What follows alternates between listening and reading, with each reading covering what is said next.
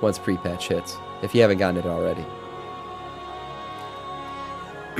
Last piece of news before we watch maybe a couple of videos here on pre-patch was about the timeline for Dragonflight, right? A brief look at the WoW development pipeline. When did Dragonflight begin? Now, I've always been interested in this. When do they start working on the next expansion? Now, this doesn't give you an exact date because, remember, there's plenty of planning that happens on paper before anything gets uploaded in the game. But these are data mine times for when things were added to the game.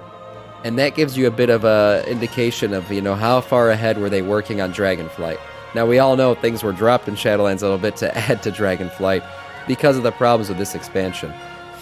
But looking at indexing, they were talking about this, I read this earlier, about this the Tabard of Mastery being added at the same time that some of these new profession items were being added. Because remember, profession revamps is a big thing in Dragonflight.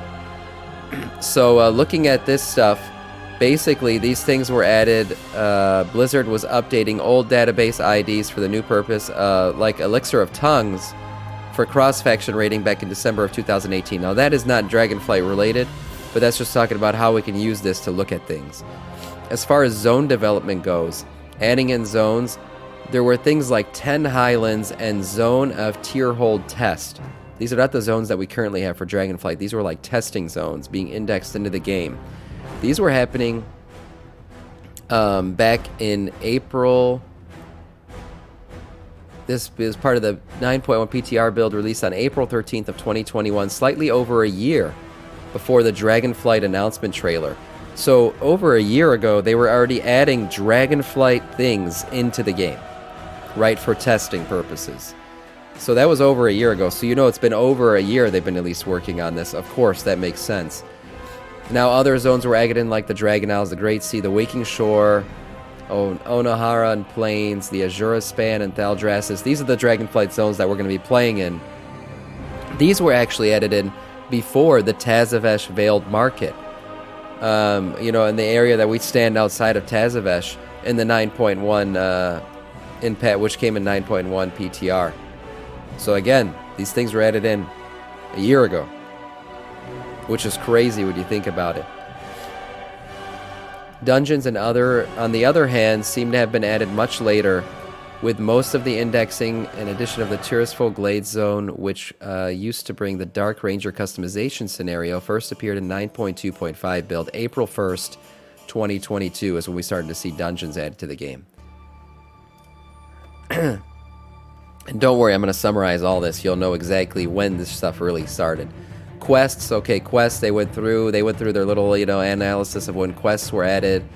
The quest sits between Unfair and a Fair Race build, March 22nd, 2022.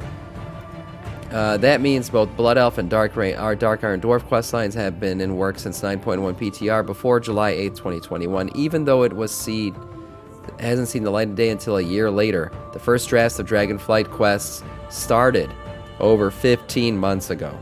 Over a year ago, the first drafts for quests that we'll be doing in Dragonflight were that long ago, 15 months ago, over a year.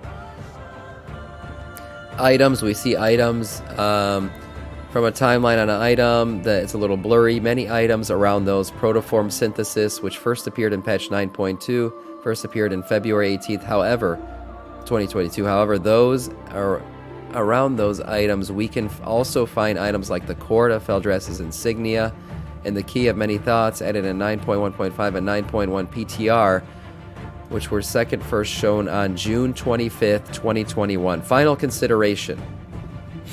If you look, it gives us a really good idea that Dragonflight development started in Q2 of 2021, which puts you in that April, May, June window, right? That's Q2, April, May, June, I believe. That's crazy. That's when stuff started to get added. Mind you, like I said, paper planning and other stuff, you know, just sitting in a boardroom and discussing these things, that was happening before that. So we're talking probably 2020 is when, like, they put down the ideas, they solidified the ideas for Dragonflight and started developing things to be uploaded into the game around Q2 of 2021. That's crazy.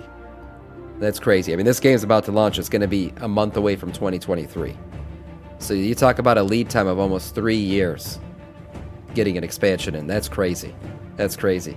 Hopefully that means it's going to be a good one. I don't know if it's always this timeline for every expansion, but it's pretty cool to look at this and consider how much work goes into any of these expansions before they actually hit our eyes and we're actually playing them. Yep. Yeah, oh yeah, we'll be getting those ciphers, guys. Don't you worry.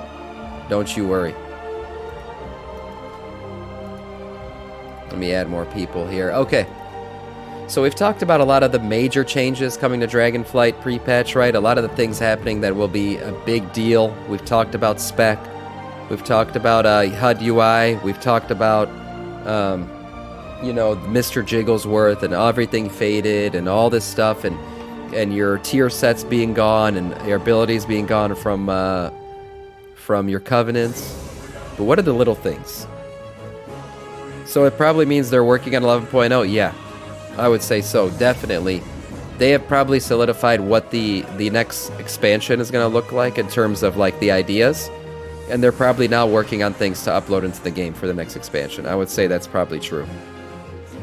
Not the entire team, but they probably have a team on the side that is already working on that stuff, Joshua. Yeah, I'd say that's true.